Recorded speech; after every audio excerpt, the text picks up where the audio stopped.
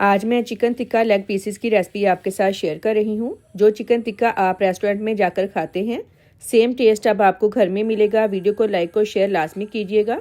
6 leg pieces को अच्छी तरह से वॉश करके इस तरह से गहरे कट लगा लिए हैं। कट लगाने से मसाला अंदर तक जाएगा। अब इनको हाई फ्लेम पर 5 मिनट के लिए फ्राई कर लें। फ्राई करने से चिकन का कच्चापन दूर होगा। साइड चेंज करते रहें। चिकन का कलर चेंज हो गया है, निकाल लेंगे। बाकी भी ऐसे ही फ्राई कर लेंगे। सारे फ्राई कर लिए हैं। अब इनको रूम टेम्परेचर पर ठंडा कर लें। ठंडे हो गए हैं। मैरिनेशन रेडी कर लेते हैं।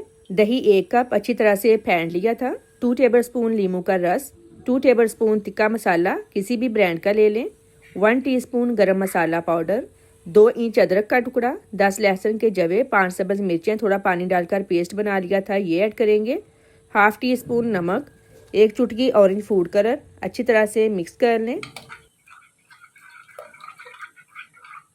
कमेंट करके ज़रूर बताएं कि आप मेरी वीडियो किस कंट्री से देख रहे हैं। मुझे ये जानकर बहुत खुशी होती है।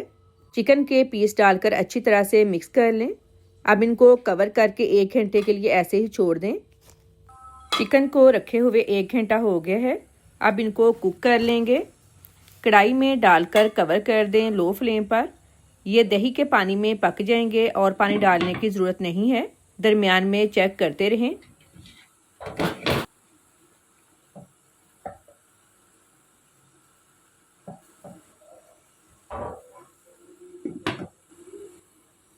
चिकन को पकते हुए ऑलमोस्ट 15 मिनट हो गए हैं। अब चेक कर लेते हैं।